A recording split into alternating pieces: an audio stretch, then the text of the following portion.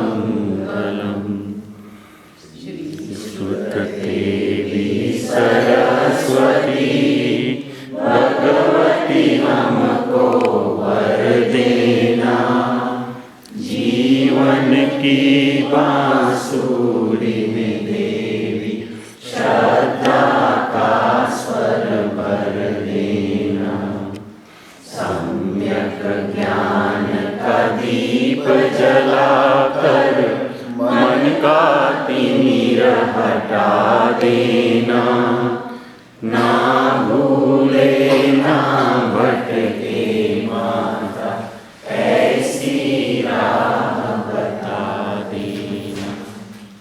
ओम ह्रीं श्री गुरुभ्यो नमः। 9 times. ओम ह्रीं श्री गुरुभ्यो नमः। ओम ह्रीं श्री गुरुभ्यो नमः। ओम ह्रीं श्री गुरुभ्यो नमः। ओम ह्रीं श्री गुरुभ्यो नमः। ओम ह्रीं श्री गुरुभ्यो नमः। ओम ह्रीं श्री गुरुभ्यो नमः। ओम ह्रीं श्री गुरुभ्यो नमः।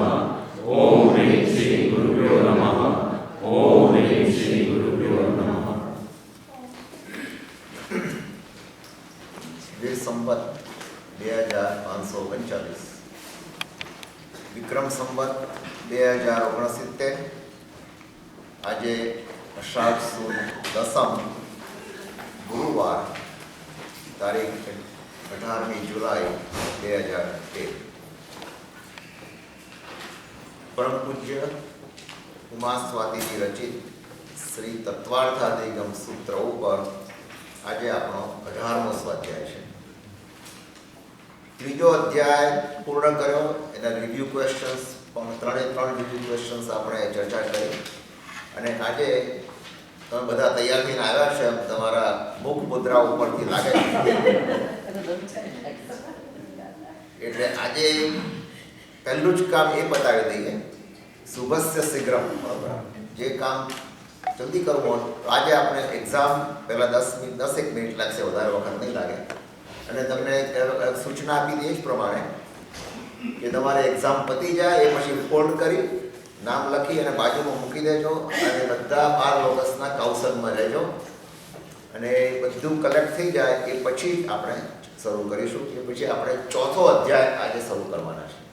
ચોથા અધ્યાયને જેટલા બની શકે એટલા સૂત્રો આજે આપણે લઈશું. ચોથો અધ્યાય દેવલોકનો છે, અને એ પછી જીવ વિશેની ચર્ચા પૂરી થઈ જાય, પછી અજીવ ઉપર આવશે. એ પછી વાત. અત્યારે આપણે ચોથો અધ્યાય શરૂ કરવાની વાત કરીએ છીએ. તો અત્યારે એક્ઝામની બરાબર છે, બધા તૈયાર? Everybody is in A good position? કોઈને કંઈ તકલીફ કોઈ આતે બરાબર છે? ચાલો એક્ઝામ.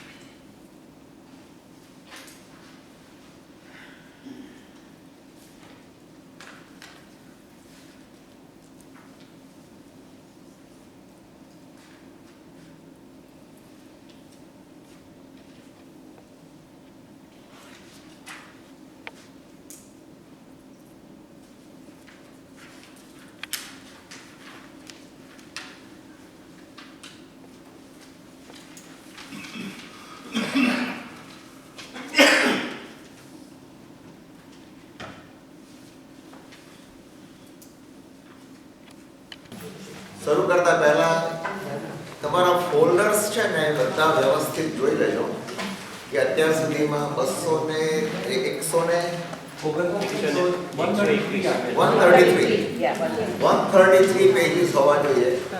જો ન હોય તો મને ઈમેલ મોકલજો missing pages, then I will send you back again.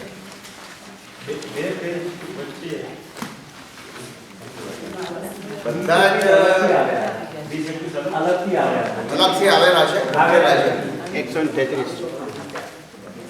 I can understand કે ઘણા બધા હવે બધા ઈમેલ ને બધા બ્રાઉઝર એવા છે કે કેટલીક વખત ખોટી ઈમેલ પણ આવતી હોય છે, પણ હું તત્વાર્થ સૂત્ર લખું છે તે તત્વાર્થની ઈમેલ તમે 2 વાર વાંચો એ તો ખાસ. અને એમાં તો લગભગ તો બધા એમાં કોઈ વખત કોઈ એટેચમેન્ટ મિસ થઈ ગયું હોય તો નો પ્રોબ્લેમ, તમે મને ઈમેલ કરજો તો હું તરત મોકલી દઈશ. હું વાંચીશ કે તરત મોકલી દઈશ. અત્યાર સુધીમાં 133 પેજ 133 એટલા હોવા જોઈએ તમારી પાસે. અને યુ નીડ ધીસ ફોલ્ડર. હવે આ પતી જાય એટલે એ ફોલ્ડર ઉપર ચડાવીને નવું લેજો, કારણ કે ચોથા અધ્યાયની પાછું નવું ફોલ્ડર આવશે. હા, પ્રવીણા એક સજેશન કરે છે અને ચેક કર્યું કે શી ફાઉન્ડ આઉટ સમથિંગ. 131મો પાનો, 131મા પાના ઉપર લખેલું છે કે ધાતકી ખંડની પહોળાઈ જંબુદ્વીપથી બમણી છે, બમણી નથી 4 ગણી. એટલો સુધારો કરજો 131મા પાના ઉપર. પ્રિન્ટેડ પેજ છે એટલે એટલો જરા સુધારો કરો. ફરી એકવાર બીજા પેરેગ્રાફમાં લખ્યું છે ધાતકી ખંડની પહોળાઈ જંબુદ્વીપથી બમણી છે એમ લખેલું છે, એના બદલે શું કરવાનું? 4 ગણી. અને એમાં પિક્ચર આપેલું છે સ્વયંભૂ રમણ સમુદ્ર. જંબુદ્વીપ કરે 4 ગણી. ધાતકી ખંડ કરતા તો પહોળાઈ એક જ સાઈડની કરવાની, એના કરતા 4 ગણી. ચાલો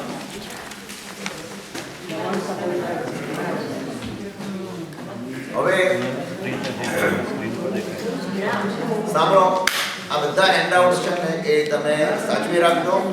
મેં તમને ગયા વખતે કહ્યું હતું કે આ ચોથો અધ્યાયમાં જીવ તત્વની વાત પૂરી થશે. એટલે આ ચોથો અધ્યાય પૂરો થયા પછી પહેલો, બીજો, ત્રીજો અને ચોથો આ ચારેયના આપણે જરૂર પડશે તો 2 અથવા 1 સ્વાધ્યાય રાખશું. એમાં હું તમને ક્વેશ્ચન્સ આપીશ. એમાં મેઇન થિંગ તમારે બહુ ડિટેલ્સમાં જવાનું નથી, પણ જે આપણા માટે ઉપયોગી છે. અવારનવાર એ બધી ટર્મ્સ આવવાની જ છે, એટલે આપણે એનો ઉપયોગ છે એટલે આપણે એ રિવ્યૂ કરીશું. એટલે તમારામાંથી કદાચ કોઈ વખત કોઈ મિસ થઈ ગયા હોય તો તમને કામ લાગે એ ફરીથી. બરાબર? એ કર્યા પછી આપણે 1 થી 4 ને એક એક્ઝામ લઈ લઈશું. પહેલાથી 4 અધ્યાય સુધી.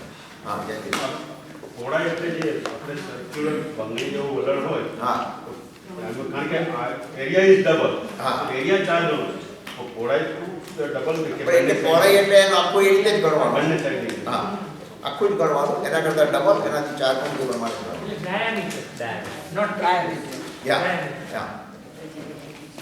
એટલે આ બાજુની જ રેડિયસ ગણવાની, આ બાજુનો જ ભાગ ગણવાનો. એટલે એનો ડાયામીટર ગણો કે જે ગણો. ધેન આ સાઈડ એક સાઈડ ની ગણો તો ડબલ બરોબર છે. ના 4 થઈ જાય સમુદ્ર આવી જાય એટલે પહેલા કરતા ડબલ કરતા પછી પાછી 4 ગણવાનું. 4 ગણી થાય પણ બંને સાઈડમાં પબે થાય. ના બને એવી રીતે નથી ગણવાનું. એવી રીતે નથી ગણવાનું. જંબુદ્વીપ કરતા લવણ સમુદ્ર ડબલ, લવણ સમુદ્ર કરતા પેલો ડબલ, એવી રીતે ગણવાનું. એક જ સાઈડ ગણો.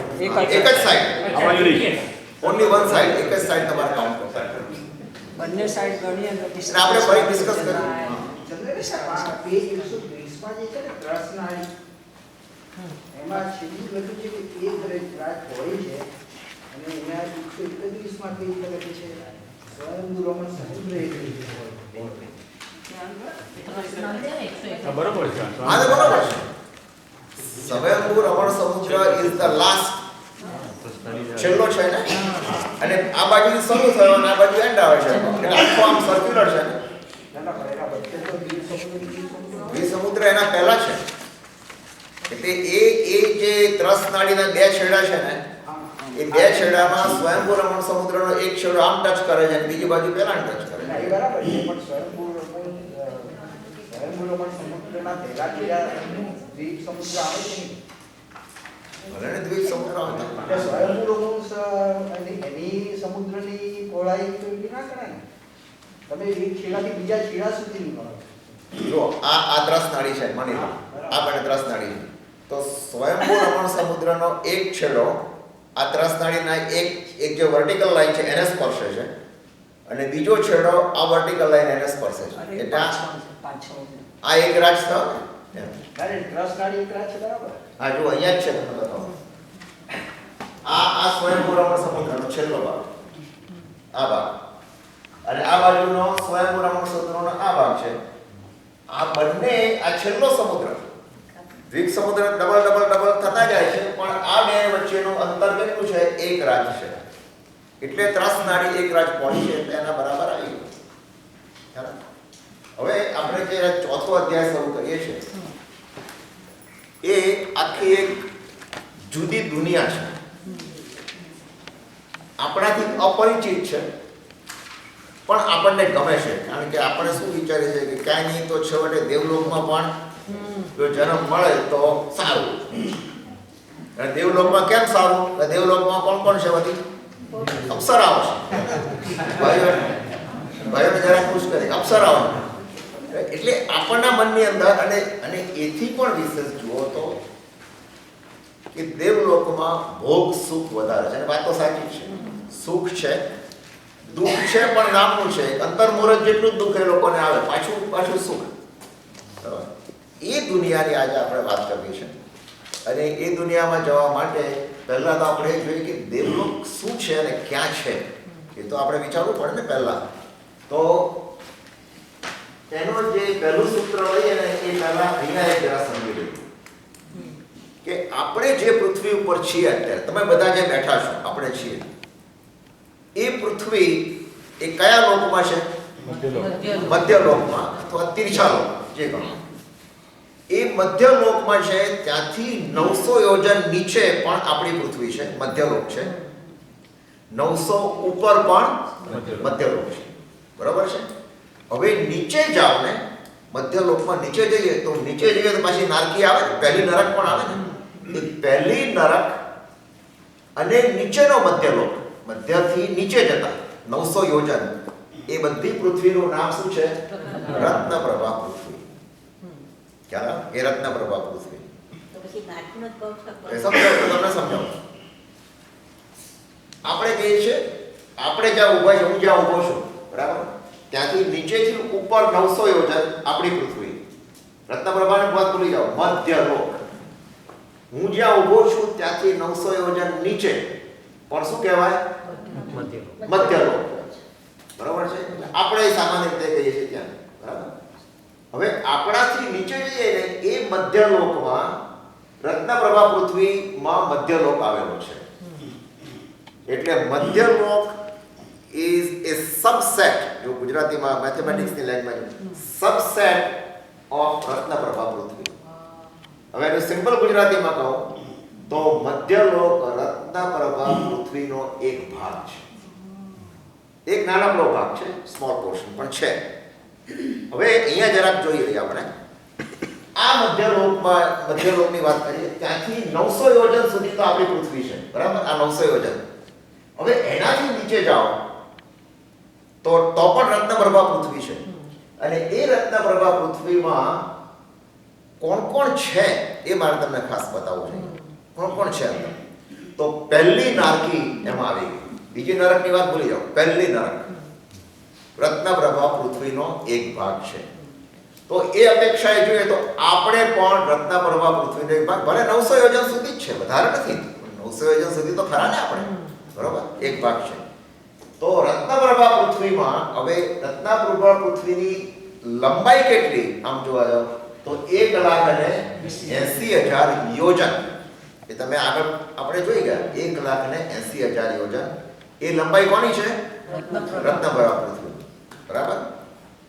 હવે જરા ધ્યાન આપો, આ સમજવા. એમાંથી શરૂઆતના 1,000 યોજન છોડી દો, પહેલા 1,000, અને નીચેના 1,000 છોડી દો.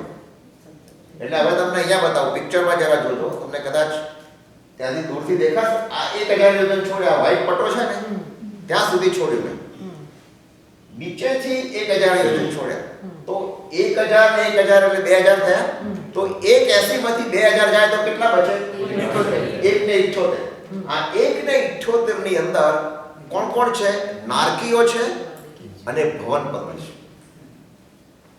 નારકીઓ અને ભવનપતિ. હવે તમને એમ લાગે કે આ બધા ભેગા થઈ જશે કોઈ જગ્યાએ? ના, ભેગા નથી થતા. બહુ દૂર છે, ખૂબ જ ડિસ્ટન્સ છે બંને વચ્ચે. તમને એક સામાન્ય કહું કે માની લો કે આ બે આંગળી છે, એમાં આ એક નારકીની આંગળી અહીંયા, આ પણ નારકીમાં વચ્ચે પોલાણ છે ને, એ પોલાણના ભાગમાં ભવનપતિના ભવનો આવેલા છે. ભવનપતિના ભવનો, મોટા મોટા ભવન. એટલા માટે એમનું નામ ભવનપતિ છે કે ભવનના માલિક.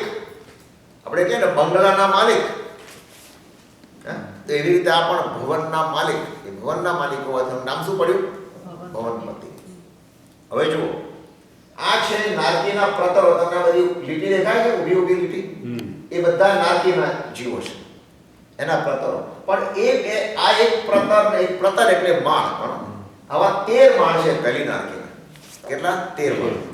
તો 13 માળના વચ્ચેના આંતરામાં એટલે વચ્ચેના ભાગમાં ભવનો આવેલા છે.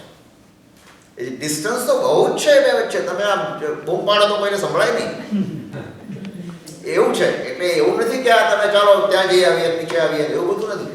એક સમજવા માટે એક બરોબર એનોલોજી તમને આપું છું. બાકી તો ઘણું ડિસ્ટન્સ છે, યોજનના યોજનનું ડિસ્ટન્સ. એટલે એ ભવનપતિના દેવો અહીંયા રહે છે. તો ભવનપતિના દેવો ક્યાં રહે? પહેલા 1000 કાઢી નાખો, છેલ્લા 1000 કાઢી નાખો, અને બાકીનામાં કોણ રહેશે? ભવનપતિ અને પહેલી નારકી. બરાબર. હવે આ નીચેનાને છોડી દીધા, વાતો વિચાર નહીં કરો. ઉપરના 1000 છે, એમાંથી ઉપરના 100 કાઢી નાખો અને નીચેના 100 કાઢી નાખો. આ વ્હાઈટ પટ્ટો દેખાય છે, એ 100 નો પટ્ટો છે. એ 100 કાઢી નાખો અને ઉપરનો કાઢી નાખો અને વચ્ચે શું દેખાશે? પિંક કલર દેખાય છે. એ પિંકમાં કોણ રહેશે? વ્યંતર દેવો રહેશે. ભવનપતિ પછી કોણ આવ્યા? વ્યંતર. ચલો, પણ વ્યંતર એટલે કેવા દે? કયા દેવ? એ આપણે આગળ આવશે ને. ઓકે. દેવો ઉપર બધું જાણવાનું ઘણું છે, આગળ આવશે. વ્યંતર દેવો કોણ છે શું? પણ અત્યારે તમે માની લો વ્યંતર, બરોબર. તો આ વચ્ચે આ જે પિંક છે એ વ્યંતર ક્યાં આવ્યા? પહેલા 100 યોજન છોડી દો અને 1000 માના 1000 નો જે ટુકડો છે ને, 1000 નો ટુકડો, એમાંથી પહેલા 100 અને બીજા 100 છોડી દો. તો આપણે ક્યાં આવ્યા? સફેદ છે પટ્ટો ત્યાં જ. હા, એ કહું તમને. એ આ કેટલા થયા? કેટલા યોજન થયા? 800 થયા, બરાબર. હવે જુઓ આપણે ક્યાં? 900 સુધી. હવે તમે 900 છે, 900 સુધી આ 100 અને ઉપર 800 એટલે વ્યંતર દેવો ક્યાં આવ્યા? આપણામાં આવી ગયા. વ્યંતર દેવો મધ્ય લોકમાં આવ્યા કહેવાય. મધ્ય લોક 900 યોજન ખરો કે નહીં? નીચે ઉપર તો છે જ, પણ નીચે ખરો કે નહીં? તો અહીંથી નીચે 900 યોજન જઈએ, એમાં આ વચ્ચેના જે 800 યોજન છે ને, આ 100 કાઢી નાખો, આ 100 કાઢી નાખો. 800 યોજનમાં વ્યંતર દેવો છે. હવે 800 નીકળી ગયા, આ નીચેના 100 નીકળે તો ઉપર કેટલા બચ્યા? 100. એ 100 માંથી ઉપરના 10 કાઢી નાખો, નીચેના 10 કાઢી નાખો. હવે કાઢી નાખો એટલે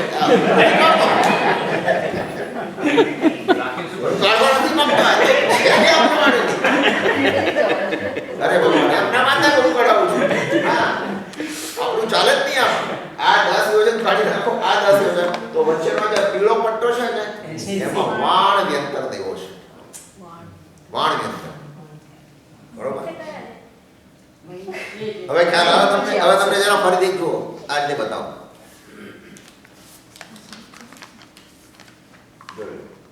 આ ઢાંકી દઉં છું અત્યારે, આ ઢાંકી દઉં છું. આ તો ઢાંકેલું જ છે આપણે પણ.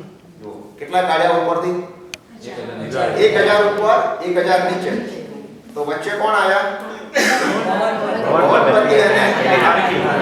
પણ આપણે અત્યારે નારકીને ભૂલી જાઓ, કારણ કે દેવલોકની વાત કરવી છે. એટલે ભવનપતિ આવી ગયા, બરોબર, આવી ગયા. હવે જુઓ, હવે તમે આ કરો. આ કાઢ્યા કેટલા? 100 કાઢ્યા ઉપરના, અને આ નીચેના 100 કાઢ્યા. તો 800 માં કોણ આવ્યું? વ્યંતર, બરાબર. હવે આ પણ કાઢી નાખો. હવે ખાલી ઉપરના 100 માંથી પેલો વ્હાઈટ દેખાય છે, ઉપરનો વ્હાઈટ ને નીચેનો વ્હાઈટ, એ 10 કાઢો. તો વચ્ચે કેટલા રહ્યા? એમાં વાણ વ્યંતર, બરાબર. હવે હજુ જો ન સમજાય તો જરાક સરળ બનાવો. તમારે મગજ બહુ ઉતારવું છે. હવે જુઓ આ આખું બતાવી દઉં. જુઓ આ 1 લાખ અને 80 અહીં પહેલા ધ્યાન આપો. 1,80,000 કરો બરાબર. આ રત્ન પ્રભા પૃથ્વી 1,80,000. આ 1000 કાઢો, અહીંયા 1000 કાઢો તો બાકીના 1,78 માં કોણ છે? બરોબર. હવે આ જે 1000 કાઢે ને, અહીં ધ્યાન આપો. આ 1000 કાઢ્યા એને મેં મેગ્નીફાઈ કર્યું છે આખું 1000 મોટું કર્યું. નીચેના 100 કાઢો, ઉપરના 100 કાઢો તો બચ્યા 800. એ 800 માં કોણ છે? વ્યંતર. હવે આ જે ઉપરના 100 છે ને એને મેં મેગ્નીફાઈ કરીને અહીંયા લઈ ગયો. ખ્યાલ આવે? નીચેના 10 કાઢો, ઉપરના 10 કાઢો કોણ રહ્યું? હવે બરાબર પિક્ચર આવી ગયું મગજમાં. પ્રવીણ બોલો. આ દેવો અધોલોકમાં ક્યાંથી આવી ગયા? દેવલોક તો ઉપર છે. એ જ ખૂબી છે.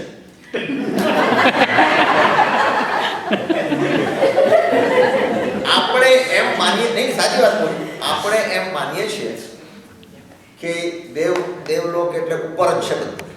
ઉપર છે એમ નથી, નીચે પણ છે. ભવનપતિ ઇનફેક્ટ ખરેખર જુઓ ને તો સૌથી વધારે ઇન્દ્ર જો આવે છે એ નીચેથી આવે છે, આપણામાંથી આવે છે. હું તમને બતાવીશ બધું, આખી ગણતરી છે. આપણે જે દેવલોક માનીએ છીએ કારણ કે આપણે જવું છે ઉપરના દેવલોક, એટલે આપણને સ્વપ્ન એના જ આવે છે. પણ નીચે પણ છે દેવલોક, ભવનપતિમાં પણ છે.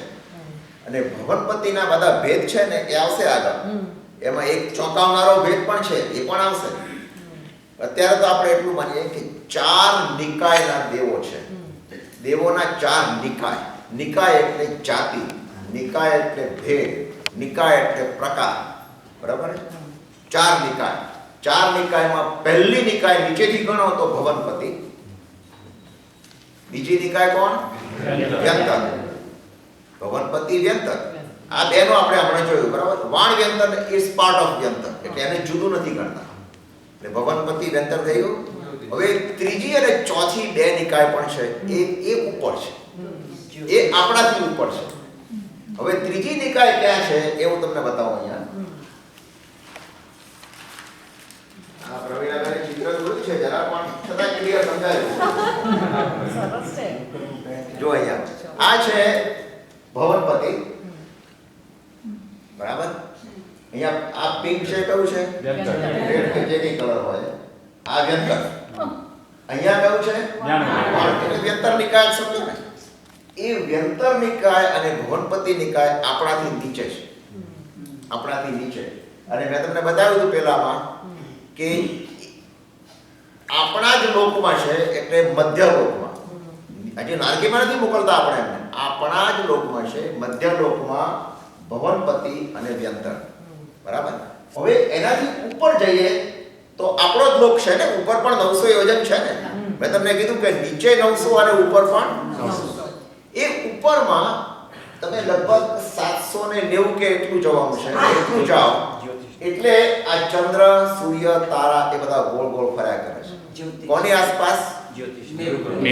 એનું નામ છે જ્યોતિષ દેવો. જ્યોતિષ્ક દેવો. બરોબર?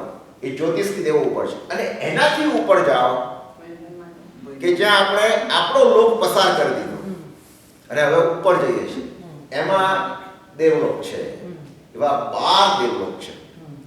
જો અહીંયા આગળ તમે પિંકમાં બતાવો, આ 1 અને 2 આ પ્રમાણે જ ગણતરી છે. પહેલી, બીજી, આ ત્રીજો અને ચોથો દેવલોક. પછી 5, 6, 7, 8, 9, 10, 11 ને 12.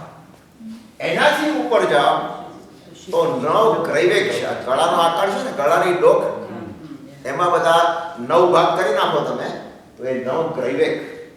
એનું મહત્વ આખું જુદું જ છે.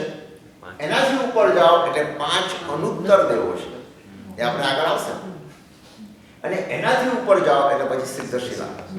બહુ ઉપર છે. સિદ્ધશિલા તો જવું હોય તો તમારે જન્મ લેવો પડે મનુષ્યનો, પછી જવું પડે. બરોબર? એટલે 4 નિકાયના દેવો છે. હવે ફરી એકવાર આ જરા મગજમાં મારે ઘૂંટાવવું પડશે તમને. ફરી એકવાર મધ્ય લોકની અંદર 2 પ્રકારના દેવો છે. કોણ કહેશે કયા 2 છે? આ તો કરો. બીજા લોકો વ્યંતર. ભવનપતિ અને વ્યંતર. બરાબર? ત્રીજામાં કોણ છે? કોણ કહેશે? પ્રવીણા? જ્યોતિષ. અને ચોથામાં વૈમાનિક. મેં નામ ના કીધું વૈમાનિક છે. બરોબર. હવે યાદ રાખવાની સહેલી રીત તમને બતાવો. ભવનપતિનો ભ લો અને વ્યંતરનો વ્ય લો. વ્ય ભને વ્ય જોડો તો શું કહેવાય? અરે વાહ, ભવ્ય. અને ઉપર કોનું નામ છે? જ્યોતિ. જ્યોતિબેન બેઠેલા જ છે અહીંયા. ભવ્ય જ્યોતિ અને વૈમાનિક. વૈમાનિક તો ભવ્ય જ હોય ને ઉપર. વૈમાનિક આ સરળ યાદ રાખવાની રીત છે. ભવ્ય જ્યોતિ વૈમાનિક યાદ રાખો. બરાબર. હવે તમને ટ્રીક આપી હોય તમારે જે યાદ રાખવું હોય. પણ ભવ્ય તો યાદ રહી ગયું ને. ભવનપતિ અને વ્યંતર એ નીચે અને વ્યંતરમાં વાણ વ્યંતર આવી ગયા એટલે એને જુદા ભાગ નથી કરતા. ઉપર જ્યોતિષ જ્યોતિષ્ક અને એનાથી ઉપર વૈમાનિક. બરાબર. તો આ જે સાર છે એ પહેલા સૂત્રનો આ સાર છે. તમારે તમને પહેલું સૂત્ર બતાવું છું એટલે આ કહું. બરાબર. હિના વેર આર વી આપણે આમાં ક્યાં છે? મધ્યલોકમાં. આપણે ક્યાં છીએ? હા. આપણે અહીંયા આ મધ્ય આ લીટી દોરી ને ત્યાં આપણે ત્યાંથી નીચે ને આ જે સપાટી છે એને સમભૂતલા પૃથ્વી કહે છે. ત્યાંથી નીચે 900 યોજનમાં આ 900 યોજન આટલે સુધી આ 900 યોજન સફેદ લાઈન 900 યોજન છે. બરોબર. અને ઉપર 900 યોજન છે. એટલે મધ્ય અધોલોક તો આને બતાવ્યું છે ભવનપતિના વચ્ચે રહે છે આંતરામાં. રાઈટ. અને અહીંયા આગળ વ્યંતર દેવો રહે છે. વ્યંતર ને વાણ વ્યંતર દેવો. નીચે નારકીના વચ્ચેના આંતરામાં ભવનપતિના દેવો રહે છે. બરોબર. તો અધોલોક પૂરો ક્યાં થાય છે? સ્ટાર્ટ ક્યાંથી થાય છે? અધોલોક અહીંયાથી સ્ટાર્ટ થાય. આ પહેલેથી અહીંયાથી સમભૂતલા અધોલોક. 1000 સુધી. બરોબર છે. પણ આખી સમભૂતલા પૃથ્વી જે છે ને 1,80,000 માઇલ એ 1,80,000 માઇલની ગણતરી ક્યાં આવી? સૌથી પહેલા ઉપરથી. તમે સમજ્યા કે નહીં? જુઓ આનો તમને બતાવો. આ મધ્ય અહીંથી શરૂઆત થાય છે. અહીંથી શરૂઆત થઈને નીચે જાય. આ અધોલોકની શરૂઆત થઈ અહીંથી. એમાં પહેલી પૃથ્વી જે આવી આપણી આ રત્નપ્રભા પૃથ્વી એ જ અધોલોકનો પહેલો ભાગ. પણ part of the Adholok is Madhyalok. મેં તમને કીધું Madhyalok is a subset of Ratnaprabha Prithvi. Is part of Ratnaprabha Prithvi. એટલે આ રત્નપ્રભા પૃથ્વીથી માંડો નીચે જાઓ તો 1,80,000 યોજન પહેલી નારકી આવે. પછી એનાથી નીચે જાઓ પછી એનાથી નીચે જાઓ એટલે પ્રમાણે 7 નારક આવે જ છે. તો આમાં તો પહેલામાં જ છે ને મધ્યલોકની વાત કરો તો પહેલા 900 યોજન સુધી છે. અહીં સુધી 900 યોજન સુધી મધ્યલોક. ભવનપતિ મધ્યલોકમાં નથી. ભવનપતિ એ રત્નપ્રભા પૃથ્વીમાં છે. તો આજે જંબુદ્વીપની જાડાઈ કેટલી ગણાય? જંબુદ્વીપની જાડાઈની પહોળાઈ 1 લાખ. નહીં એ નહીં. આજે આ ભાગ એમાં ગણાય કે ના ગણાય? 900 યોજન. 900 ગણાય. 900 નીચેનો 900 ઉપરનો 1800 કે આ મધ્યલોક ના, હું નીચે 900 જંબુદ્વીપની વાત કરું છું. જંબુદ્વીપની આમ જાડાઈ કેટલી ગણાય? 1 લાખ યોજન. એ તો એનું હા પણ બંને બાજુ width પણ 1 લાખ. width પણ 1 લાખ અને કારણ કે સર્ક્યુલર છે ને.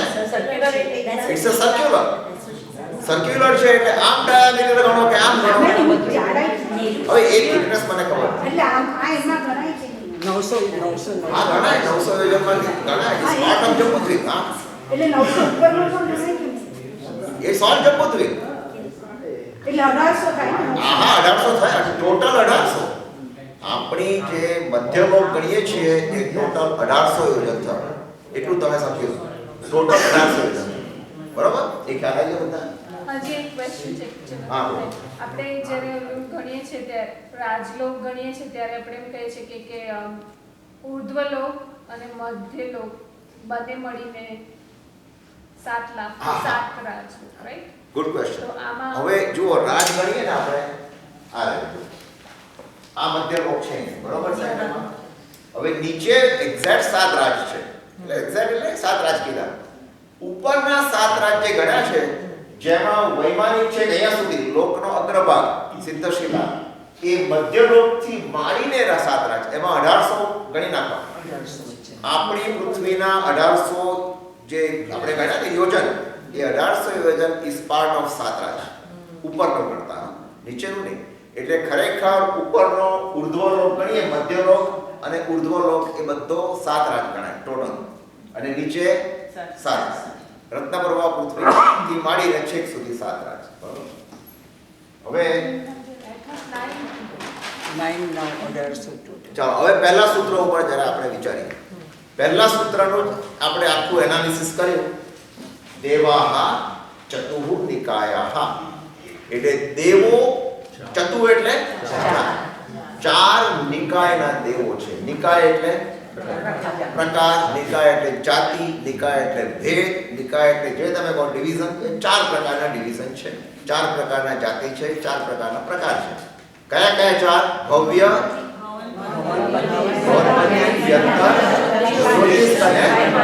Perfect. Perfect, you are expert.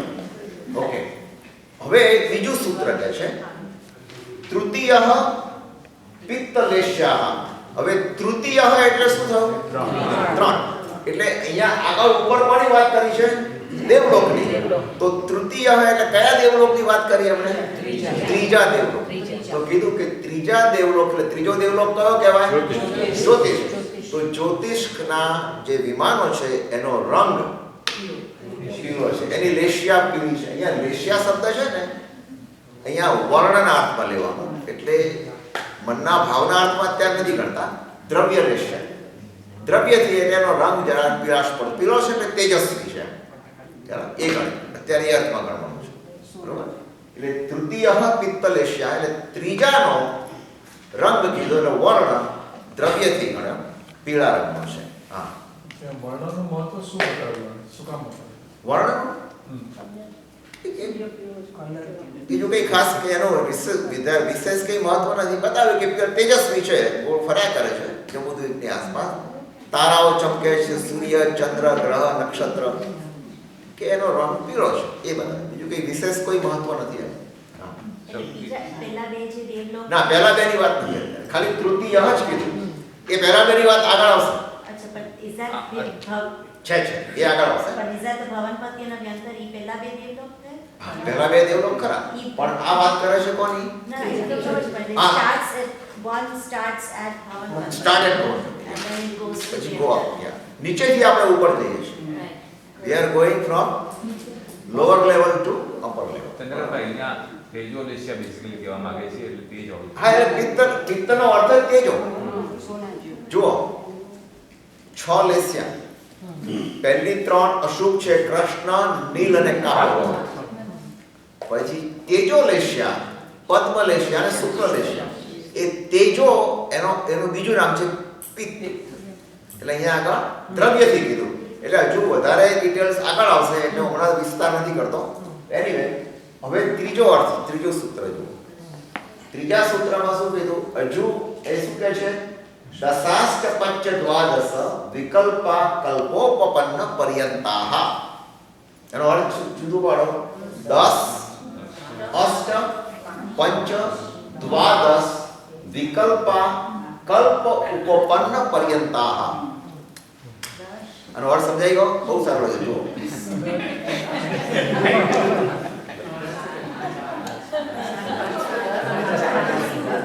શું આવે? આટલું સરળ છે. જુઓ,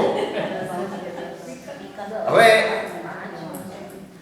સાંભળો, કોની વાત કરી છે પહેલા સૂત્રમાં? દેવલોકની. આ બધી દેવલોકની વાત ચાલે.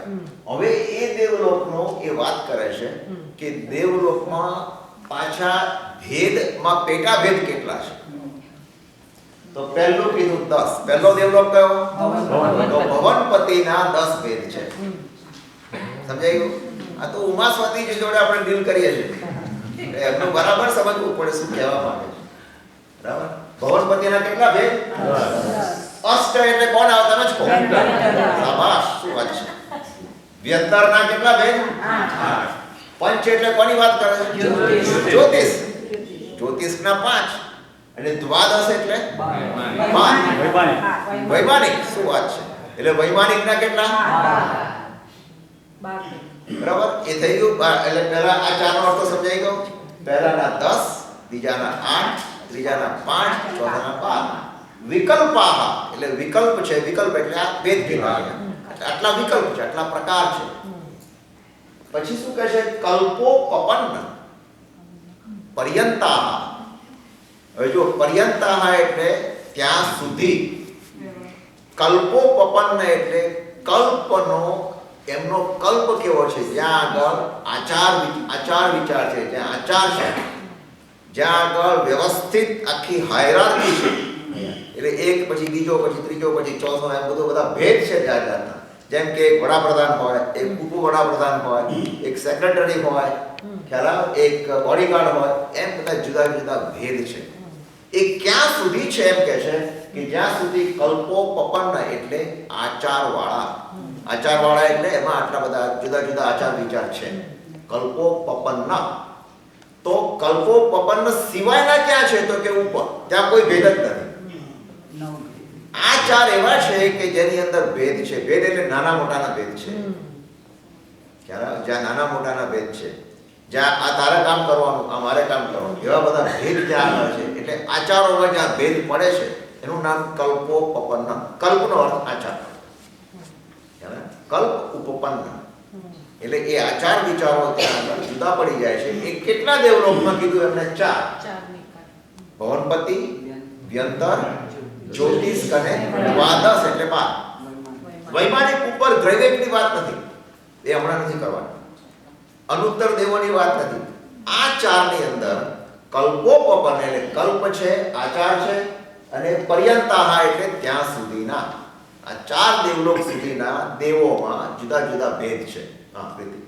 એટલે જે તમે 4 ભેદ કીધા કે નિકાય જે કોઈ તો આજે અનુત્તર જે તમે કીધું એ there also they ત્યાં પણ દેવ ના, ત્યાં આગળ આ 4માં જે ભેદ છે ને એ ત્યાં નથી લાગુ પડતું. પણ there દેવ ત્યાં પણ છે. હા છે, દેવો છે. એ લોકો પણ ત્યાં they speak like દેવો ત્યાં રહે છે ખરા. દેવો ત્યાં છે પણ એ લોકોમાં આવા ભેદ નથી. જ્યાં 10 છે ને ભેદ, એ 10 બધા આમાં છે. 10, 8, 5 અને 12 એ ભેદો આપણે પાડ્યા એ બધા પેલામાં છે.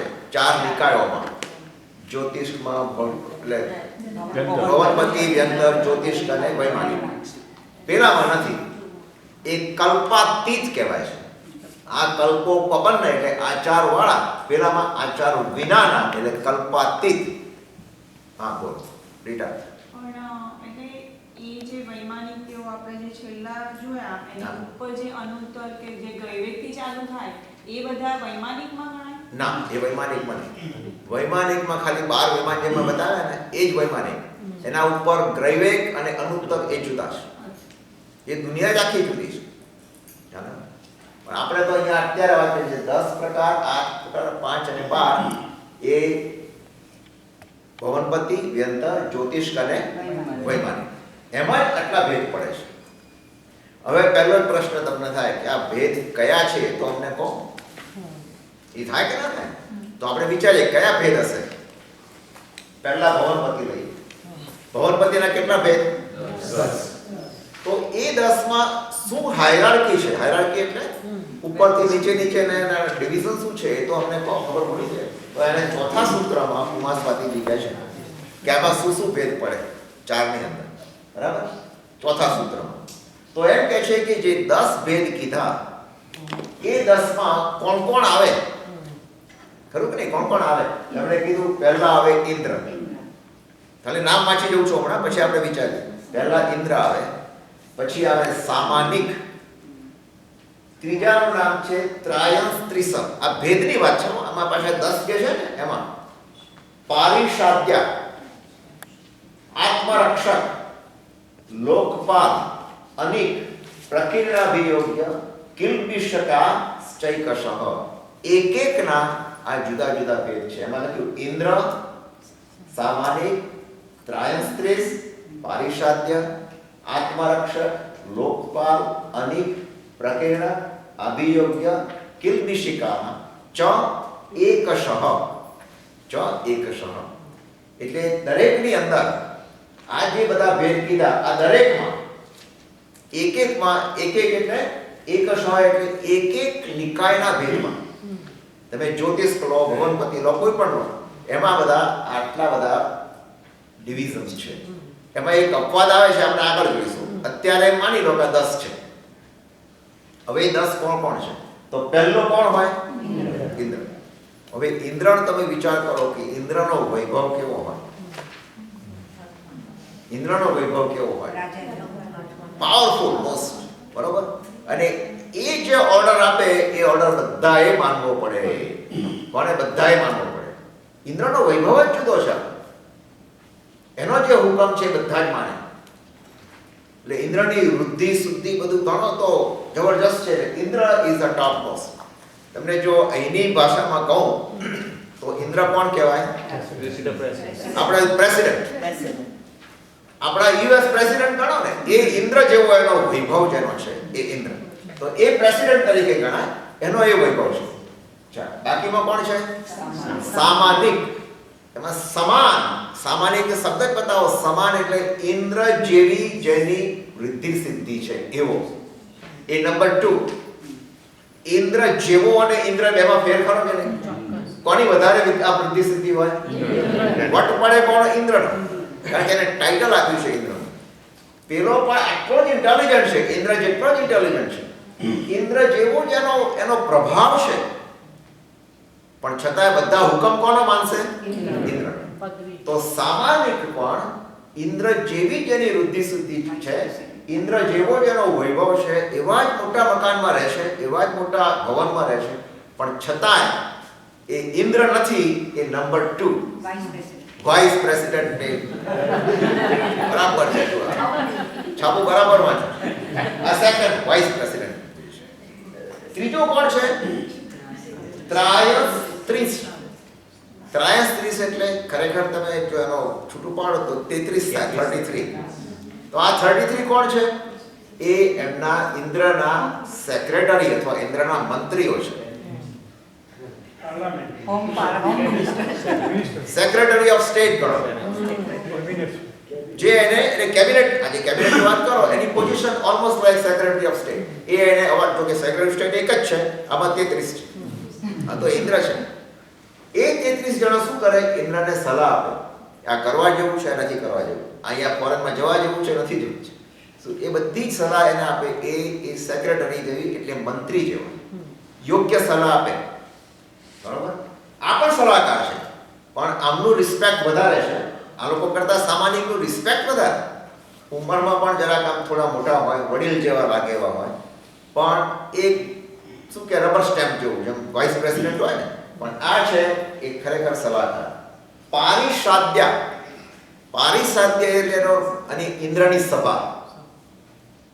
પારિષાદ્યનો અર્થ આ બધા નામ ઉપર એના ઉપરથી પારિષાદ્ય ઇન્દ્રની સભા. તો ઇન્દ્રની સભાના બધા મેમ્બર્સ છે, પાર્લામેન્ટરી મેમ્બર્સ. બરાબર છે. એટલે સેનેટર્સ કહો કે જે કોંગ્રેસમેન જે એના મેમ્બર્સ છે. એ ચોથી આઈટમ. પાંચમામાં કહે છે આત્મરક્ષક, બોડીગાર્ડ. આત્મરક્ષક એટલે કોણ? ઇન્દ્રનું રક્ષણ કરનાર. હવે તમને પ્રશ્ન થાય કે ઇન્દ્રને વળી રક્ષણ જોઈએ કોઈ? Indra doesn't need any bodyguard, right? પણ એ કેમ રાખ્યા છે? કારણ કે એની પોઝિશન બતાવવા માટે, મજબૂત કરવા માટે. કે ઇન્દ્ર જેવી પોઝિશન છે એટલે એના પોઝિશનનો એક વૈભવ બતાવવા માટે, એક એનો રૂઆબ બતાવવા માટે એમ કીધું કે ભાઈ આનો બોડીગાર્ડ છે. એ ખાલી શસ્ત્રો પહેરી, બખ્તર બધું પહેરીને ઉભા રહે છે. ઇન્દ્ર જ્યાં હોય ત્યાં પાછળ જાય.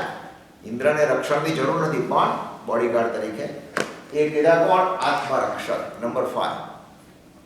નંબર 6 માં લોકપાલ. આ લોકપાલ ઇઝ લાઈક ચારે દિશામાંથી પ્રોટેક્ટ કરનાર. આપણે કહીએ છીએ સોમ યમ વરુણ કુબેર. નથી કહેતા મોટી સાખીમાં બોલીએ છીએ સોમ યમ વરુણ કુબેર. એટલે યમ વરુણ કુબેર એ ચારે દિશામાંથી રક્ષણ કરનારા. આપણી સાદી ભાષામાં કહીએ તો પોલીસ જેવા. બરોબર. પોલીસ જેવા બધા હોય. એ કોણ છે? લોકપાલ. અનિક. અનિક એટલે એ લશ્કરના વડા.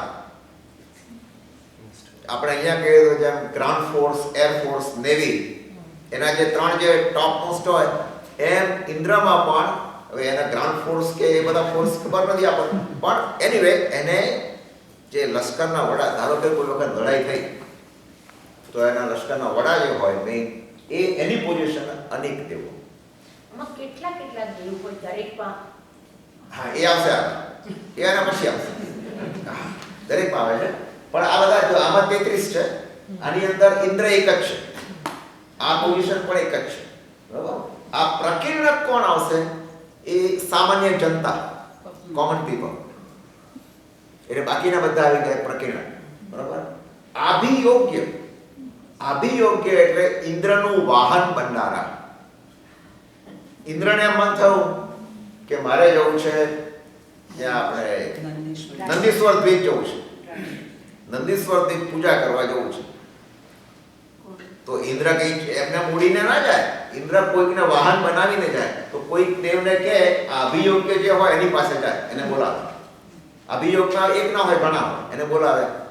ચલ તું હાથી બની જા, ઐરાવત હાથી, મારે તારા ઉપર બેસીને અહીંયા જવું છે. અથવા મારે ફ્લાય કરવું છે તો તું ગરુડ બની જા. દેવો પાસે વૈક્રિય લબ્ધિ છે, they can make any body, right. એક કોઈ પણ શરીર ધારણ કરી શકે. તો એ ધારણ કરે એ અભિયોગ્ય કહેવાય.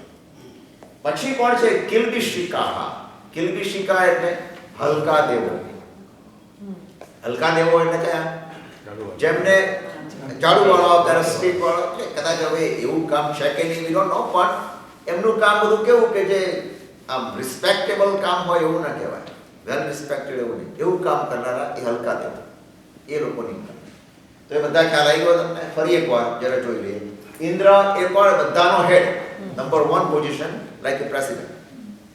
સામાન્ય પણ એની વૈભવ કેવો? ઇન્દ્ર જેવો પણ not Indra, like Indra but not Indra. બરોબર. હા, અને એક જ હોય. એક જ. 33 એટલે સેક્રેટરી. 33 એ લોકો એને ઇન્દ્રને સલાહ આપે. પારિષાદ્ય એટલે ઇન્દ્રની પાર્લામેન્ટમાં બેસનારા, પાર્લામેન્ટ. આત્મરક્ષક એટલે બોડીગાર્ડ. હવે એક પણ હોય ને વધારે હોય, અમુકમાં એવું છે નથી કે એક જ હોય. લોકપાલ એટલે લાઈક પોલીસ, ચારે દિશાનું રક્ષણ કરનાર. અનિક એટલે લશ્કરના વડા, સૈન્યના વડા, સેનાપતિ ગણો. પ્રકીર્ણક એટલે સામાન્ય પબ્લિક. હવે અહીંથી જુઓ બધું ડાઉન થતું જાય છે. ડાઉન એટલે એની પોઝિશન એક પછી. અભિયોગ્ય એટલે વાહન તરીકે જે કોઈ પ્રમાણે વાહન બનાવે. એ કે મારે ગરુડ બનવું છે તો ગરુડ પક્ષી બનીને ઉડવું છે આકાશમાં, તો ગરુડ બની જાય. એને એ જ કામ કરવાનું. અને કિલ્બિષિકા એટલે હવે જુઓ આ દેવલોકમાં અને મનુષ્યલોકમાં. મનુષ્યમાં આપણે કહ્યું કે આવી બધી પોઝિશન છે, હાયરાર્કી છે. દેવલોકમાં પણ હાયરાર્કી છે. તમને બેમાં ફેર શું લાગે?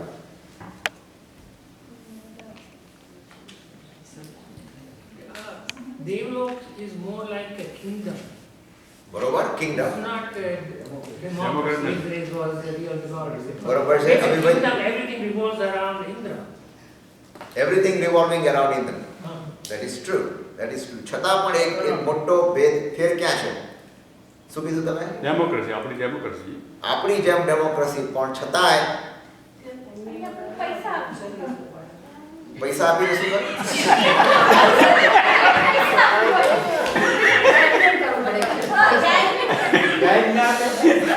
તું છાપા બહુ વાંચે છે. આ બ્રાઇટનો ખ્યાલ આવી ગયો. હા, there you go. જુઓ આમાં શું છે, દેવલોકની અંદર એક મજાની વાત એ છે, જો તમારું કોઈ પુણ્ય, તમે અહીંયા બેઠા છો બધા મનુષ્ય છો, માની લો કે આપણું ડેથ થયું અને આપણે ઉપર ગયા, તો જો ઇન્દ્રની પોઝિશન મળી તમને, ઇન્દ્ર થવા મળ્યું, તો તમે લાઈફ ટાઈમ સુધી Indra. You cannot be turned down. You don't have to change position. A title મળી ગયું એ મળી ગયું. અહીંયા આપણે ઇલેક્શન થાય, there is no election. અહીંયા 5 વર્ષે કે 4 વર્ષે બદલાય, ત્યાં પોઝિશન બદલવાની વાત જ નહીં. બરોબર? હા. ઇન્દ્ર જે છે for each one of તમે જે દેવલોક જો છે એને એક એક ના કે for the whole દેવલોક એક જ? નહીં, for નહીં. ભવનપતિના 10 ભવન છે ને, આપણે કીધા 10 ભાગ છે, એ 10એમાં ઇન્દ્ર છે. એક એક ભાગ એ આગળ આવશે, આગળ આપણે કહીએ છીએ.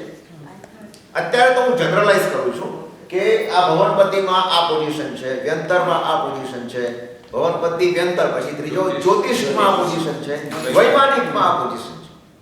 એક ઓપ્શન છે એ આગળ આવશે, હું તમને બતાવું કયું ઓપ્શન. એકમાં છે ને 10 નથી પણ 8 છે. એવી બે દેવલોક એવા છે જેમાં બે વ્યક્તિ નથી. કોણ નથી એ હવે તમને કલ્પના કરવાનું નથી કે તો અહીંયા આવશે. ઇન્દ્ર તો રહેવાના જ, બરોબર છે, ઇન્દ્ર તો રહેવાના જ. હવે કોણ નથી હવે આવશે. હા, But that doesn't, it's not the same as that 10, 8, 5, 12 છે. It's not that 10. ના, આ તો 10 છે ને એ ભગવનપતિના 10 ભેદ છે. એ 10 ભેદની અંદર એક ઇન્દ્ર રહેવાના. Okay, I thought આ 10 નહીં. explain the પછી first 10. આમાં 8 છે આ વ્યંતરમાં, તો વ્યંતરમાં પણ આ બધા આવવાના. હવે તમને અપવાદ છે ને અત્યારે હવે આગળ જોઈએ એટલે વિશે વિસ્તાર કરીએ છીએ આપણે આગળ. તો આ ઉપર જે 10 ને 8 ને 5 ભેદ છે, વોટ ઇઝ ઇટ? 10 પ્રકારના 10 ડિફરન્ટ ટાઇપ્સ ઓફ ભવનપતિ. ભવનપતિના 10 ભેદો. And within each you can have Within this each ભેદ આ Oh, બધા okay. આવી ગયા. બરોબર, દરેકની અંદર. હવે પાંચમું સૂત્ર લઈએ. હમણાં આ વાંચતા નહીં નીચેનો ભાગ, ઉપર ધ્યાન આપો. બરાબર, હવે જુઓ એ અપવાદ ક્યાં છે અહીંયા બતાવે છે. શું કહે છે? ત્રાયસ ત્રિશ લોકપાલ વર્જા વ્યંતર જ્યોતિષ્કાહ. શું કીધું આમાં? જો ત્રાયસ ત્રિશ એટલે આગળ આવી ગયો. ત્રાયસ ત્રિશ કે 30 પહેલા અને લોકપાલ 4 પહેલા લોકપાલ આવે એ આવી ગયા. વર્જા એટલે વગર, વર્જા એટલે નથી. વ્યંતર અને જ્યોતિષ્કમાં આ બે નથી. 8 પોઝિશન. ખ્યાલ આવી ગયો? પહેલામાં 10 હતા. વ્યંતર નિકાયમાં તમે જાઓ અને કહો કે ભાઈ મારે ત્રાયસ ને મળવું છે તો શું કહેશે? અહીંયા કોઈ ત્રાયસ નથી. તમે કહો મારે લોકપાલની એપોઇન્ટમેન્ટ લેવી છે, there is no લોકપાલ. આ બે વ્યંતર નિકાયમાં નથી અને જ્યોતિષ્ક નિકાયમાં નથી. એ સિવાય બધામાં છે. બધા એટલે બાકીના બેમાં છે. તો વ્યંતર અને જ્યોતિષ વચ્ચે આવી ગયા ને તો પહેલા ને છેલ્લામાં છે. પહેલા કોણ? ભવનપતિ. છેલ્લા એ બેમાં 10 ભેદો છે. આમાં ખાલી 2 છે. 8 એટલે 2 નથી, 2 સિવાય. હવે આ મેં એટલા માટે અત્યારે આ ગણતરી બતાવું છું કે તમે સ્નાત્ર પૂજા કરો છો ત્યારે નથી કહેતા કે ભગવાનનો જ્યારે જન્મ થાય ત્યારે કેટલા ઇન્દ્રો લઈને આવે છે? 64 ઇન્દ્રો ભગવાનનો જન્મ, બર્થડે ભગવાનની ઉપર ઉજવે છે, જેને આપણે સ્નાત્ર પૂજા કહીએ છીએ. બરોબર, તો એ 64 ઇન્દ્રો ક્યાંથી આવ્યા એની વાત અહીંયા છે. એટલે તમને અત્યારથી જે કહી દઉં પછી આગળ એનો ડિટેલ આવશે. બરાબર, હવે જો આ દેવલોકના નામ છે. મુખ્ય દેવલોક ભવનપતિ, વ્યંતર, જ્યોતિષ્ક અને વૈમાનિક. હવે એના ભેદ આપી દીધા. મુખ્ય છે. તો ભવનપતિમાં કેટલા છે? અમારે ટાઈટલ કેટલા આપ્યા? 10 ખરા ને? ટોટલ 10. પણ ભવનપતિમાં શું છે કે બે પ્રકારના છે. એટલો બધો ભવ્ય છે ભવનપતિના કે એ લોકોએ 2 ડિવિઝન કરવા પડ્યા. એક નોર્થનું ડિવિઝન અને એક સાઉથનું ડિવિઝન. એટલે નોર્થના ડિવિઝનનો એક ઇન્દ્ર અને સાઉથનો જે ભાગ છે એમાં એક ઇન્દ્ર. કારણ કે એટલા બધા છે અંદર ભવનપતિમાં કે એક ઇન્દ્ર બધાને સંભાળી શકતો નથી. તો એ લોકોએ શું કર્યું? અંદર ડિવાઈડ કરી નાખ્યા કે નોર્થ સાઈડનો એક ઇન્દ્ર અને સાઉથ સાઈડનો એક ઇન્દ્ર. એટલે એવા 10 છે. 10 ભેદ છે ને ભવનપતિના. આપણે શરૂઆતમાં જોયા ને 10. તો 10 માં દરેકમાં 2, તો 10 ગુણ્યા 2 એટલે કેટલા આવે? 20 ઇન્દ્ર ભવનપતિમાંથી આવે છે. ચાલો, વ્યંતર નિકાયમાં આ 2 નીકળી ગયા તો ભેદ કેટલા હોય? 8. પણ વ્યંતરમાં નોર્થ અને સાઉથ 2 ડિવિઝન છે. બરાબર, એટલે 8 ગુણ્યા 2 એટલે 16. વાણ વ્યંતરમાં પણ ઉપરની જેમ જ 8 અને એને ડબલ કરી નાખો નોર્થ અને સાઉથના, તો 2 ને ભેગા કરો તો કેટલા થયા? 16. એ પતી ગયું. એટલે ભવનપતિ અને વ્યંતર નીકળી ગયા. હવે જ્યોતિષ્કમાં 5 ભાગ છે. આપણે કહ્યું ને જ્યોતિષ્કના 5, અને 5માં 2 છે મુખ્ય, સૂર્ય અને ચંદ્ર. સૂર્ય અને ચંદ્ર 2 મુખ્ય છે. પછી ગ્રહ, નક્ષત્ર અને તારા એનો કોઈ હિસાબ નથી. સૂર્ય અને ચંદ્ર 2 છે. એમાં અનેક વિમાનો છે સૂર્ય ચંદ્રના, પણ મુખ્ય 2 ગણાય કે એક સૂર્યમાંથી એક ઇન્દ્ર આવે અને ચંદ્રમાંથી એક ઇન્દ્ર આવે. આ કોની ગણતરી કરીએ છીએ કે ભગવાનને જન્માભિષેક કોણ કરાવશે? જન્માભિષેકમાં કોણ આવશે એની વાત છે, બરોબર? એટલે સૂર્યમાંથી એક અને ચંદ્રના વિમાનમાંથી એક આવશે એ થાય. હવે જે દેવલોક છે, દેવલોકમાં 1 થી 8 દેવલોક છે ને, એમાં એક એક ઇન્દ્ર આવે. એટલે 8 એ ગુણી નાખો તો કેટલા થયા? 8.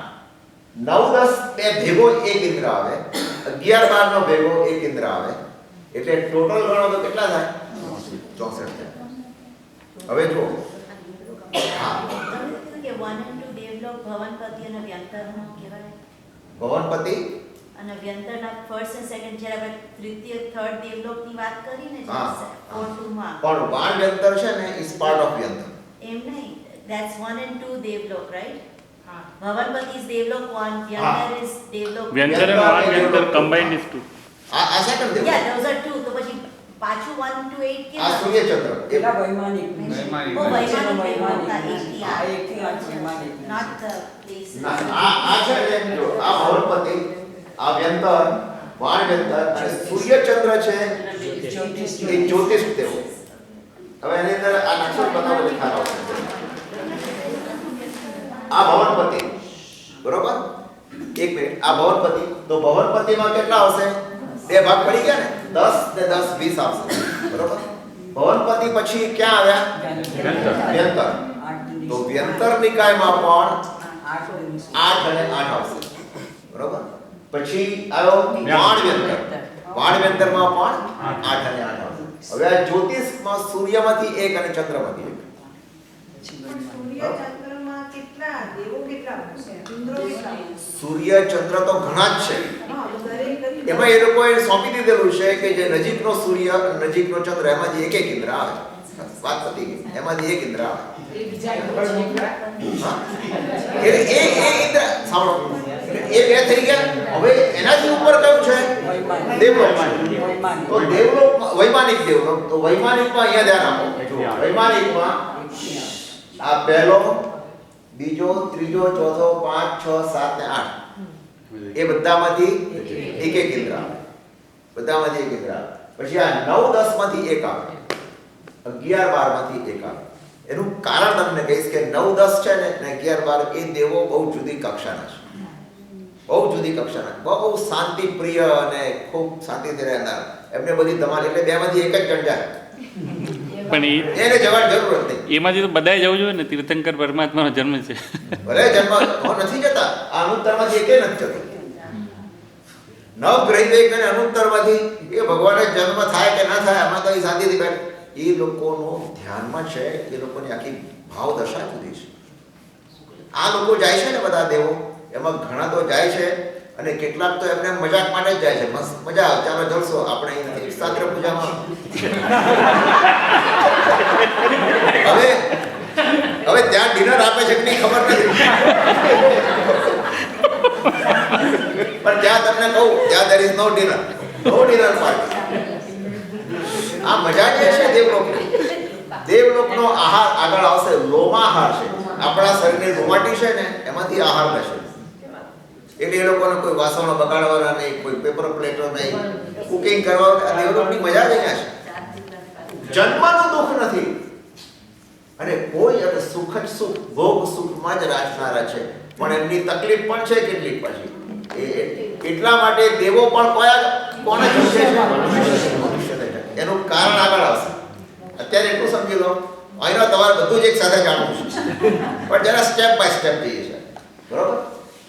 એટલે આ દેવલોક આવી ગયા. હવે આ દૈવિકની અત્યારે વાત આપણે કરી જ નથી, હમણાં કરવી પણ નથી. આ અનુત્તર દેવોની હમણાં વાત કરવી નથી. અત્યારે તમારું ફોકસ આ 12 દેવલોક ઉપર, આ ભવનપતિ, વ્યંતર, જ્યોતિષ અને આ 4 નિકાયના દેવો. હવે જે વાત આવે છે 11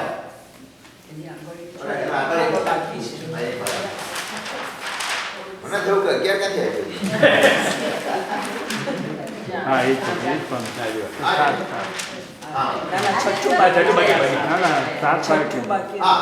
પૂર્વયોહો.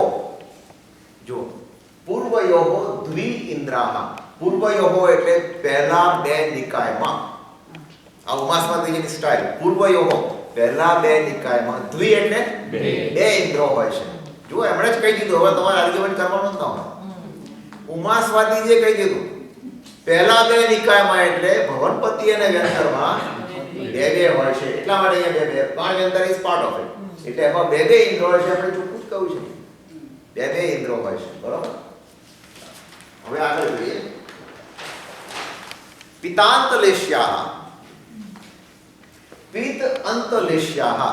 હવે જો આ ચારે નિકાયના દેવોનું પિતાંત એટલે પિત અંત, અંત એટલે ચારેના અંત આવે ત્યાં સુધી, ભવનપતિ વ્યંતર આગળની વાત કરી ને એ બધામાં લેશ્યા કઈ હોય છે? પિત્તલેશ્યા.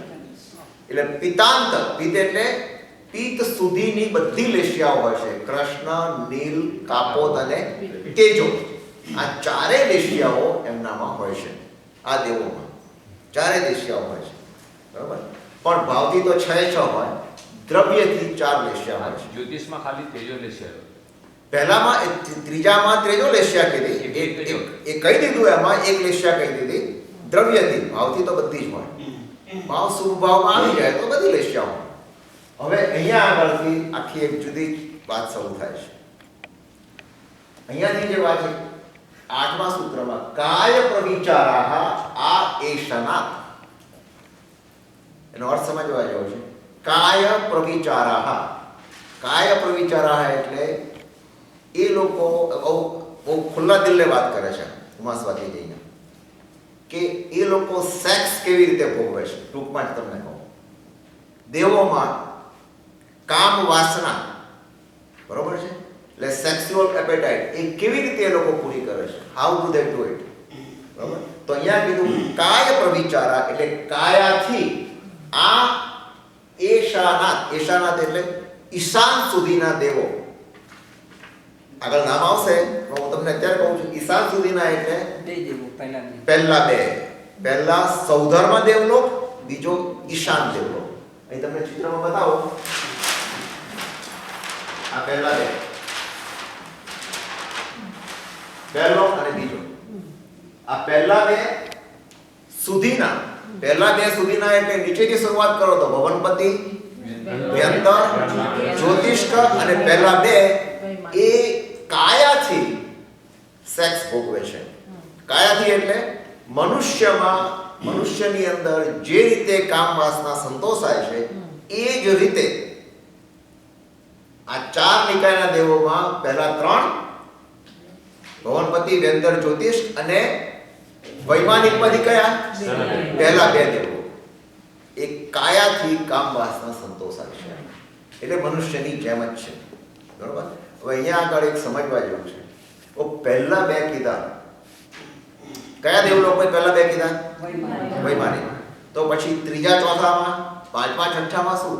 મનુષ્ય, આ લોકો કામ વાસના તો બધામાં હોય, એ લોકોમાં કેવી રીતે કામ વાસના સુધી? અને એ જ જોવાની ખૂબી છે. અહીંયા આગળ પ્રશ્ન છે, એ જ અહીંયા જોવાની ખૂબી છે કે એ દેવલોકમાં જેમ જેમ ઉપર જતા જાઓ તેમ તેમ કામ વાસના સેટિસ્ફેક્શન માટેનો એમનો પ્રકાર આખો જુદી છે, એમની વિધિ આખી જુદી છે.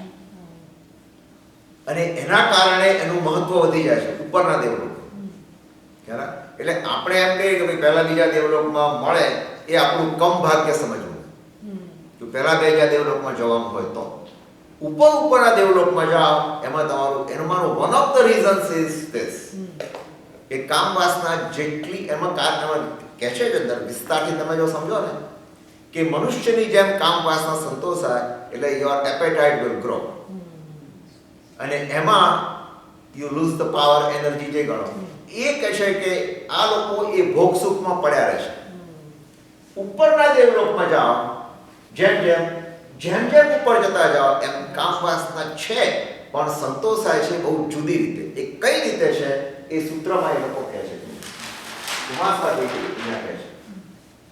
શેષાહ, શેષાહ એટલે બાકીના, ત્રીજા ચોથા પાંચમા છઠ્ઠા એ પ્રમાણે.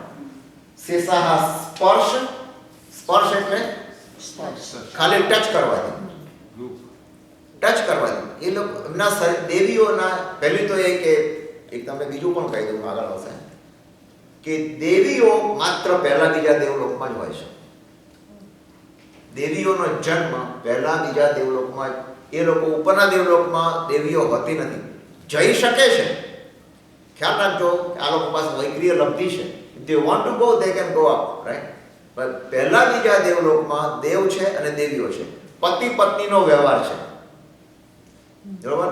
અને તમને અહીંયા પણ કહી દઉં, પતિ પત્નીનો વ્યવહાર છે, પણ ત્યાં એવી પણ દેવીઓ છે કે જે પત્ની તરીકેનો જેનો વ્યવહાર નથી. અને બહુ ચોખ્ખા શબ્દોમાં કહું તો આપણામાં જે પ્રોસ્ટિટ્યુટ કે વેશ્યા એવી, એટલે એને પરિગ્રહિતા અને અપરિગ્રહિતા એમ બે ભાગ છે. પરિગ્રહિતા મીન્સ મેરિડ વુમન, બરાબર. અને અપરિગ્રહિતા doesn't mean unmarried, that means the woman who no limitation with many દેવ કે પ્રમાણે થઈ શકે, right? એ આગળ આવશે. ત્યાં કર્મનો બંધ પણ થાય ને. ના, કર્મનો બંધ બધે જ થાય, ચોક્કસ થાય, કેમ નહીં.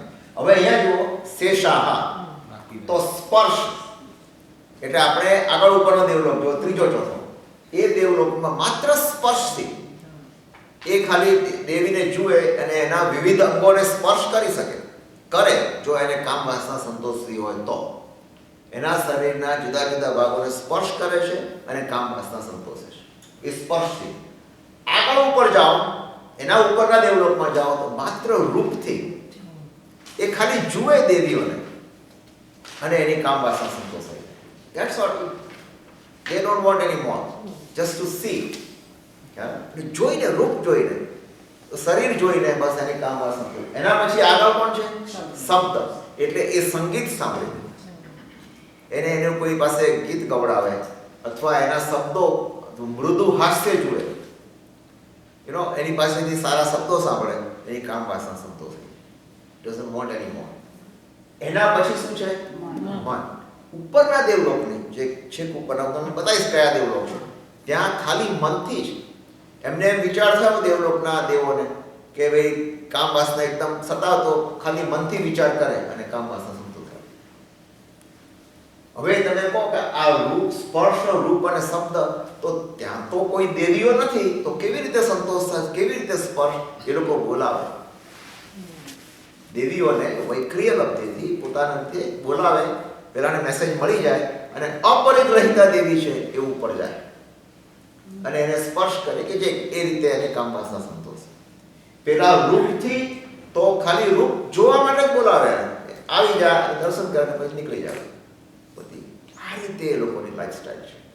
દેવના દેવોને આપણે જે સ્વર્ગ કહીએ છીએ, જે હેવન કહીએ છીએ, બરોબર, એ દેવલોકના દેવોનું જીવન કેવું છે? અહીંયા પ્રવિચારા દ્વયોર્દ્વયો, બે બે દેવલોકમાં ઉપર જતા.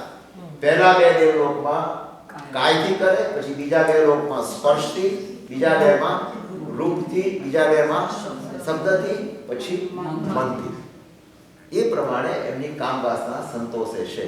પરે અપ્રવિચારા, પરે એટલે દેવલોકથી પાર નીકળી ગયા, બાર દેવલોકની પાર નીકળી ગયા. પછી શું છે? અપ્રવિચારા, ત્યાં આગળ કોઈ જરૂરત નથી, કામ વાસનાનું, સેક્સ્યુઅલ કોઈ એ લોકોનો વિચાર નથી આવતો. એટલે એ દેવો એ બતાવે છે શું કે when you go to the higher position, you are approaching to Siddhshila. તમે સિદ્ધશિલાની નજીક આવતા જાઓ છો, જુઓ એના વાઇબ્રેશન્સની અસર, એ દેવલોકના વાઇબ્રેશન્સની અસર તમે જુઓ. ત્યાં એમને કોઈ કામ વાસના છે જ નહીં અને જીવન એટલું સરસ છે ત્યાં આગળ કે એ લોકોનું જીવન આ નીચેના દેવોને ઈર્ષા આવે છે. નીચેના દેવોને ઈર્ષા આવે છે ઉપર. એટલા માટે મેં તમને કીધું ને કે ત્યાં કોઈ લશ્કર કે કોઈ જુદા જુદા ડિવિઝન્સ ને કશું જ નથી, નથી. All are equal. એનું નામ છે અહમ ઇન્દ્ર. એવરીબડી ઇઝ ઇન્દ્ર, બધા જ એક સરખા, નો ડિવિઝન. અહીંયા આગળ તો તમે જો તમારા પુણ્ય સારા હોય તો તમે ઇન્દ્ર બનો, તમારા પુણ્ય કાચા હોય તો કિલ્બિષેક દેવ બનો. અને કિલ્બિષેક હલકું કામ કરવું પડે.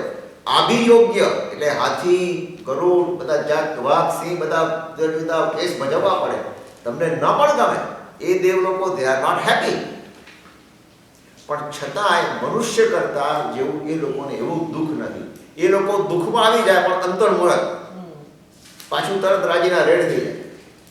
કારણ કે કોઈ સતાવતું નથી ને, કોઈ કોમ્પિટિશન નથી. એમ એવું નથી કે મને હવે ક્યારે પ્રમોશન મળશે, There is no promotion, no demotion. Whatever position you acquire, you stay with the same position until you die. એ પુણ્ય છે. એટલે પુણ્યની પ્રબળતા ત્યાં બતાવી છે.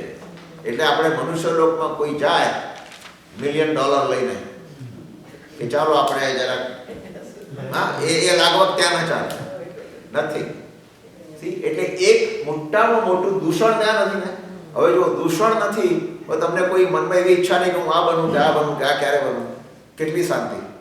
ભગવાને મને આ આપ્યું છે position, I have to stay in that state, no change at all. બરાબર.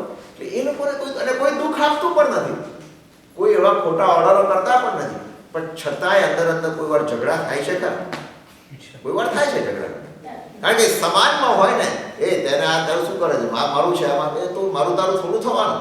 ત્યાં તો લડાઈઓ ના થાય, મોટા થાય છે પણ પ્રમાણમાં ઓછું. આપણા જેટલું નથી અહીંયા. અહીં જે આ બધા દેશો લડે છે એવું નથી ત્યાં. કારણ કે એવી કોઈ છે જ નહીં ને, પરંપરા એવી કોઈ પાડી જ નથી. આ બધા નક્કી જ થઈ ગયેલા છે. ત્યાં એવું કંઈ જ નથી. એટલે સુખનો ભોગવટો વધારે, દુઃખનો ભોગવટો ઓછો. છતાં એક વસ્તુ ત્યાં નથી. શું નથી? ધર્મ નથી. અને બીજું શું નથી? મોક્ષ નથી, ધર્મ નથી. અને ધર્મના પ્રાપ્તિ માટેના દર્શન, જ્ઞાન, ચારિત્રના સાધનો નથી. કારણ કે દેવલોકમાં સૌથી ઊંચું ગુણસ્થાન કેટલામું કહેવાય? ચોથું. એટલે વીરતી નથી, દેશ વીરતી પણ ગુણસ્થાન નથી. એટલે ક્યાંય પણ એમને 81 ઉપવાસ કરવાનું કે આનાથી તપ થાય કે આનાથી ધર્મ થાય કે એ દર્શન કરવા જાય છે ખરા, પણ એ જાય છે પાછા આવે. સમ્યક દર્શન હોય જાય ખરા, પાછા આવી જાય, પાછા એમના મોજશોખમાં પડી જાય. એટલે અને એ લોકોનું હાડકા માંસ જે આપણી જેમ છે એવું નથી. શરીર આખું જુદું છે, ઇન્દ્રિયો 5 છે, શરીર આખું જુદું છે. આહાર લેવા માટે કોઈ ખટપટ નથી. એટલે આપણે ત્યાં 4 સંજ્ઞા છે આપણામાં: આહાર, ભય, મૈથુન ને પરિગ્રહ. બરોબર.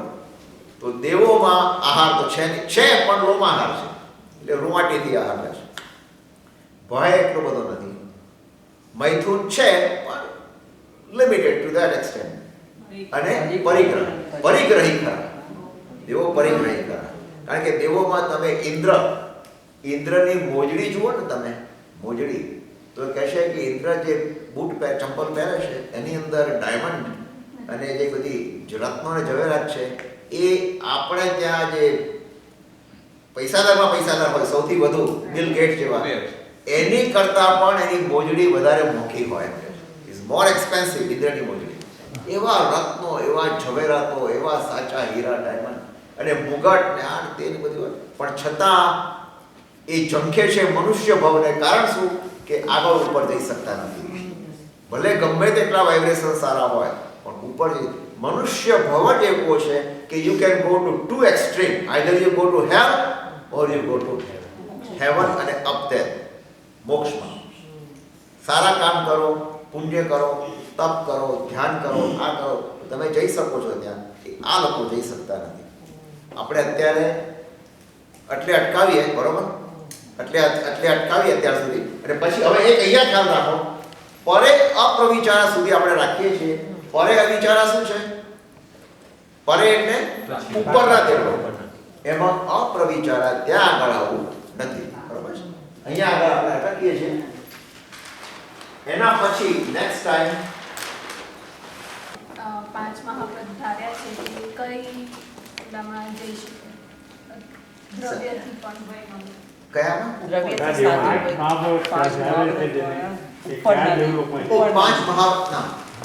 એ લોકોને 5 મહાવ્રત નહીં. કયા દેવલોકમાં જાય એ કહેવું જરા મુશ્કેલ છે. કારણ કે દ્રવ્યથી બહારથી દેખીતી રીતે એ 5 મહાવ્રતધારી સાધુ હોય, બધું આચાર વાચાર બધું પાડતા હોય, પણ કેવલી ગમ્ય છે આ વિષય. પણ છતાં પણ એમ કહી શકાય કે ખૂબ સારું વર્તન કરતા હોય એ ઉપરના દેવલોક માટે. શ્રાવક 12મા 5મા દેવલોક સુધી જાય અને સાધુ ભગવાન સાધુ શાસ્ત્ર હોય તો 12મા દેવલોક કહેવાય છે, પણ છતાંય સાધુ ભગવંત, ભાઈ સાધુ ભગવંત પણ છે, નરકમાં પણ જઈ શકે. હા, એ જઈ શકે, જઈ શકે છે એ લોકો. એટલે મૂળ શું છે કે એના અંદરના ભાવ કેવા છે એના ઉપરથી આપણે કઈ. પણ એક વસ્તુ સરળ છે કે જ્યાં પંચ મહાવ્રતધારી સાધુ ભગવંત છે તો એમને એટલીસ્ટ એટલા મોટા મોટી કર્મની નિર્જરા કરવાનો મોકો એમને વધારે મળે છે, આપણા કરતા વધારે. 5 મહાવ્રત છે માટે, બરોબર. એટલે એ લોકોમાં તો આવા કોઈ ભોગ સુખો હોતા નથી, કશું હોતું નથી. એ છે ને એ ઉપરના દેવલોકમાં જવાની એમની સંભાવના આપણા કરતા વધારે, એટલું આપણે કહીએ. પણ કયા દેવલોકમાં જાય એ કેવડી ગમે છે, એ કેવડી ગમે છે, બરોબર. હું તમને હાઇલાઇટ્સમાં આપું છું કે આ ભવનપતિના જે દેવો છે ને એના કયા કયા છે, જેમ આપણે કીધું ને આગળ, તો અસુર, નાગ, વિદ્યુત, સુવર્ણ, આ બધા ભવનપતિના. એમાં જે અસુર છે ને, અસુર એ પરમાધામી દેવો છે ને, એ અસુરનો એક ભાગ. ખબર છે જે દેવો બધાને સતાવે છે આવીને નારકીના જીવો, એ અસુર એક ભાગ. એના 15 ડિવિઝન છે. એ 15માંનો એક ભાગ એવો છે જેનું બીજું કામ કઈ નહીં, નીચેના નારકીમાં જવું, એ લોકોને સતાવવા, ત્રાસ આપવો, પાછા આવવા. અને કોઈએ પ્રશ્ન હતો એક વખત મને ખ્યાલ છે કે પરમાધામી દેવો મૃત્યુ પામીને ક્યાં જાય? તો પરમાધામી દેવો મૃત્યુ પામી અને એક અંડગૌલિક નામના એક જીવમાં ઉત્પન્ન થાય છે. અંડગૌલિક, સમુદ્રની અંદર ને એમાં. અને એ લોકોનું શારીરિક બળ એટલું મજબૂત હોય છે કે એ રત્નનો વેપાર કરે છે અને બધું કરતા છેક સમુદ્રના બીજા કિનારે જાય, ત્યાં આગળ આ અંડગૌલિકના દુશ્મનો એમને પકડે છે અને ઘાણીમાં નાખે છે, એમને પીલે છે આ પરમાધામી. અને પીલાતા 6 મહિના થાય છે, એટલું સ્ટ્રોંગ એમનું બોડી છે. 6 મંથ. અને એ મૃત્યુ પામીને નરકમાં જાય છે. એટલે પરમાધામી બનવું પણ ઇટ્સ નોટ, ભલે એમણે એન્જોયમેન્ટ કરી લીધો પણ ઇટ્સ નોટ ગુડ, રાઈટ. આ વ્યંતરમાં પણ એના બધા ડિવિઝન્સ છે, જ્યોતિષના ડિવિઝન છે. અને એ પ્રમાણે હવે બધું જે આવે છે ને એ બધાના ડિવિઝન્સ, બધાના આયુષ્ય, હવે બધું સરળ છે. એટલે આપણે હું ધારું છું 3 સ્વાધ્યાયમાં 52 સૂત્રો છે પણ પતી જશે 3 સ્વાધ્યાયની અંદર. હવે તમને હું શું કરીશ કે આના હેન્ડઆઉટ મોકલી આપીશ, 25-30 ક્વેશ્ચન તમને મોકલી આપીશ. એ આપણે નેક્સ્ટ ટાઈમ જ્યારે મળીએ છીએ ત્યારે, હવે નેક્સ્ટ ટાઈમમાં તમને કહું કે we will not be here next Thursday. We are flying vacation. સર્વમંગલમાંગલ્યં સર્વકલ્યાણકારણં પ્રધાनं સર્વધર્માણં જૈनं જયતિ શાસનम्.